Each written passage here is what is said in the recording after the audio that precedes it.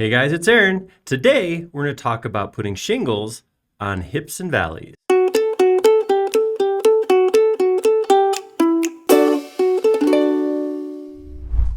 So we did a video a couple weeks ago about creating shingles, actually modeling them as opposed to just using a material and what that would consist of. We made something like what's behind me right here, and we put it on just a single side of a dormer roof kind of thing. And the question, so we had some great feedback from you guys, great notes about like the final course, how that should be laid down differently. But the biggest thing that came back was, well, how do I do this for a hip or a valley situation? So I figured I would make a good skill builder, and we're gonna dive into it right now. Okay, so over here, I have some geometry, some generic hip geometry, and I'm gonna say we wanna come in here and we want to trim this off. Now, disclaimer, huge disclaimer, the scale of these things actually puts them at like, I don't know, very thick.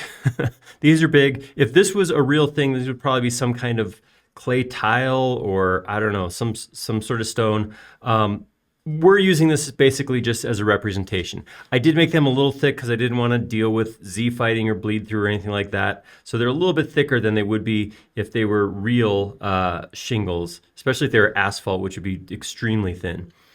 So what we're going to do is we're going to go through the process of cutting these off at the hip. So there's a couple things I want to talk about here. So first off, first things first, depending on the situation you're doing this in, this process might be as simple as just coming in here and erasing the extra pieces. So as I come down here like this, even though I'm gonna go through and show you how to actually get them cut off, but I might actually come through like this, and if I'm dealing with like a tile shingle or something that can't be cut to the angle, then this might be the amount of work you do. You get this close to where those lines are, and then call it. In this case, I'm just gonna get rid of these extra ones because I don't wanna have to cut geometry that I don't need to cut. So there we go, I'm close to the edge. Now all of these that are hanging over will get cut right here at the ridge. I'm gonna assume with this that I want these angle cut pieces to come right up to this, the ridge of this hip. What I'm gonna do is I'm gonna come out here. I'm gonna use solid tools for this. If I come in here, I can see each of these is in fact a solid group. Important note, these are groups and not components. If I did this out of components, as soon as I cut the first one, they would all get cut. So they are groups and not components in this case. We're gonna go ahead and start by chopping this up. Let's go, we need a cutter for solid tools. So I'm gonna use this face of the hip as the cutter. So I'm gonna take that, I'm going to copy it. I'm just gonna hit Control C on my keyboard. And I'm gonna come out here and I'm gonna say Edit, Paste in Place. That puts a copy of it right on top of itself. I'm going to right click and say make it a group.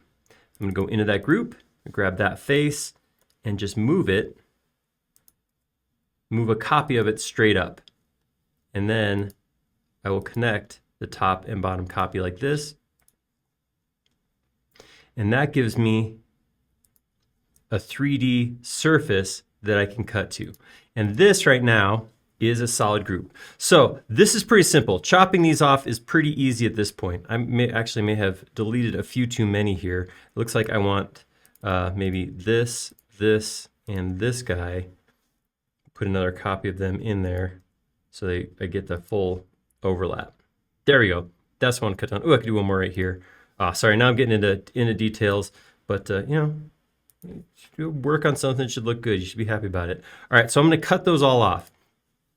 To do this, the cutter and the pieces that are cut have to be in the same context, so I do have to explode the group. Not the individual pieces, but just the group. With that, I'm going to pull up my Solid Tools toolbar,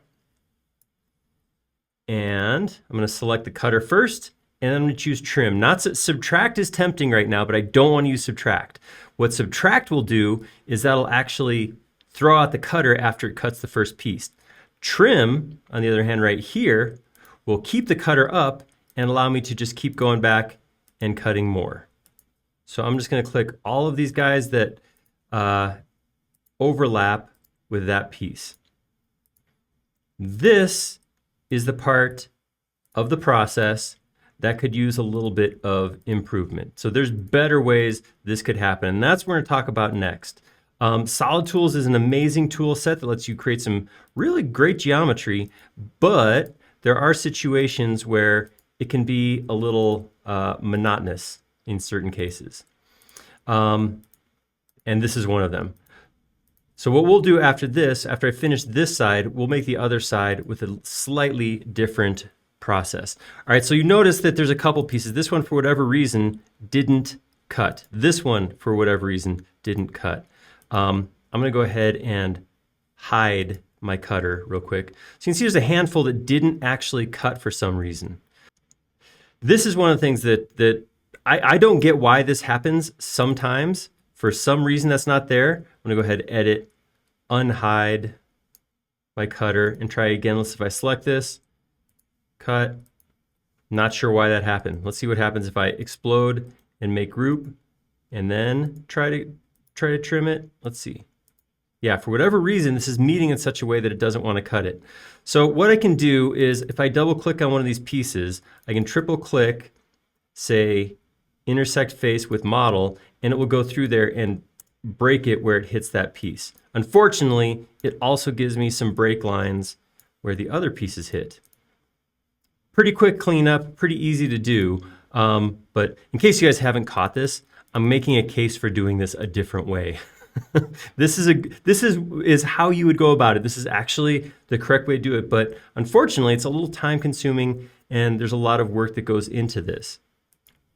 I'm going to go ahead and clean up the rest of these, but you'll see it happen real fast. And just to give you an idea of what it's going to take to clean this up. So we'll start that right now. And with that, every piece is cut. I'm going to go ahead and delete the cutter real quick. And we can see, whoops, I missed one right here. Let's close that up real quick. All right. So not a terrible process, but I think you guys have spotted that there's room for improvement with that process. The big piece is, having to do each piece individual is kind of rough, but then just going beyond that, the fact that we have to go through and certain pieces don't correctly intersect, that's kind of a hassle too. So let's look at a different way to do this. What I'm going to do is I'm going to grab all these pieces, so all the shingles, and I'm going to make them a group. I'm going to go into that group and I'm going to explode all of them. So that's going to cause all of this geometry to merge together. So at this point, if I come here and delete a line on the edge, you can see that this is now one face because it's all merged together. It is not, however, a solid at this point because all these fronts and back faces that overlap each other are still inside that model.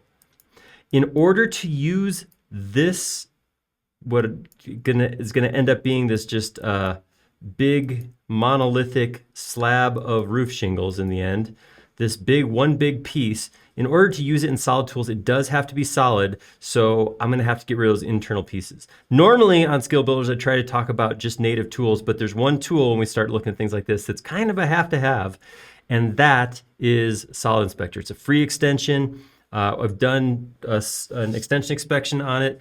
I'm going to hit Solid Inspector and let Solid Inspector get rid of the internal faces. Now it is a solid.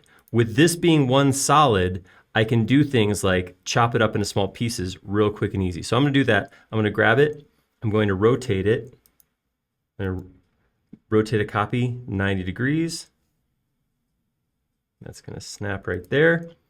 All right. Now I want to make another cutter with this side of the roof, right? So I'm going to come in here, grab this, copy it, come out of context, edit, paste in place. And then I'm zoom in here and make that its own group, just like I did before. Double click to make group, grab that face, option copy it straight up, give me a line down, line down, line down. And it's drawing these faces backwards because I didn't reverse this bottom face first, but I can flip it easy enough by just right clicking and saying orient faces to the white. All right, with that, I have a solid group here. And then right here, I have another solid group. So guess what? This is as simple as selecting my cutter In this case, I will use subtract because I don't need it afterwards.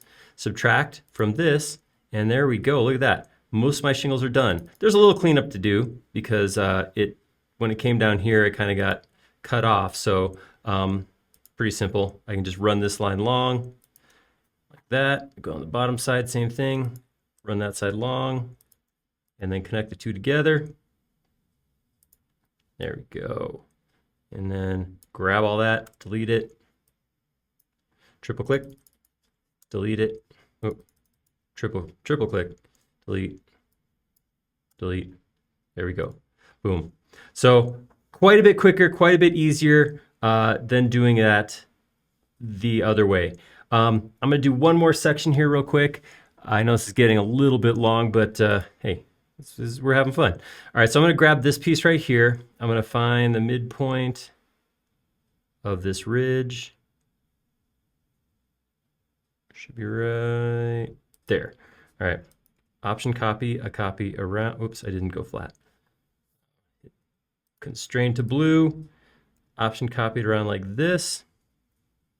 180 degrees. Okay, so we got an issue right here, of course. That's not going to work. It's going the wrong way. But I can right-click, flip along. The group's red. There we go. We got that there. And then I'll just slide this over to here. So by reusing that piece, this front's already done, but I do have to cut out over here. Now, because it's a valley, I don't want my pieces to go all the way to the line. I probably want to pull back a little bit so I can put my metal in there in the valley. So I'll do something slightly different this time. I'll still copy this piece. I'll paste in place, make it a group, just like I did before. Come in here, and I will copy that straight up. And then, because I learned from last time, I'm going to hit reverse faces and go ahead and connect this back together to get my cutting solid.